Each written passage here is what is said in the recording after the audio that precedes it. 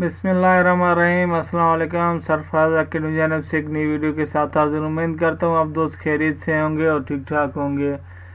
इस वीडियो में adobe Photoshop में आज फेस फिनिशिंग किस तरह से करेंगे। बाद दफ़ा में फोटोग्राफी के दौरान या वैसे नेचुरली हमारे चेहरे पे दाग वगैरह होते हैं या कोई लकीरें वगैरह झुर्रियाँ वगैरह होते हैं तो वो हमें ऑकवर्ड लगते हैं, उसे किस तरह से हम फेस फिनिशिंग करेंगे एडोब फोटोशॉप में।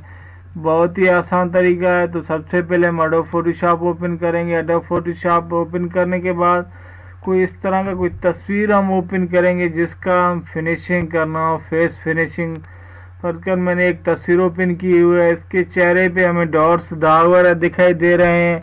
इसे किस तरह से हम रिमूव करेंगे इजीली। तो इसे कंट्रोल प्लस करके मैंने इसे थोड़ा जूम कर दिया है। जूम करने के बाद इधर हमारे पास एक ऑप्शन है स्पॉट हीलिंग ब्रश टूल। तो सिंपल इसके ज़रिए हम इसे क्लिक करके ये जो हमें डॉट्स दिखाई दे रहे हैं इस पर इस तरह से लाइन ड्रा करेंगे तो ये इजीली उस जो डॉट्स दिखाई दे रहे हैं उसे रिमूव कर देगा।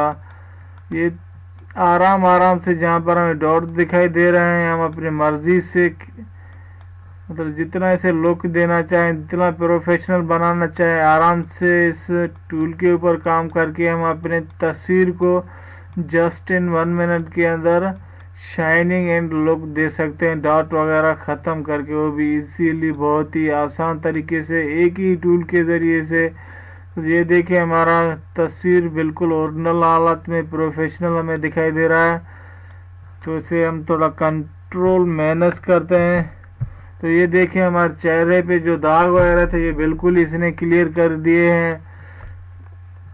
इस तरह से अगर हम अपने तस्वीर पे या किसी दोस्त के तस्वीर को फेस फिनिशिंग करना चाहें तो एडोब फोटोशॉप में इस tool spot healing brush tool के ज़रिए इजीली इस तरह से फेस फिनिशिंग कर सकते हैं और इसे बहुत ही अच्छा लुक दे सकते हैं अपनी मर्ज़ी से। जहाँ भी हमें डॉट्स वगैरह दिखाई दें तो इस स्पॉट हीलिंग ब्रश टूल के ज़रिए इजीली हम रिमूव कर सकते हैं।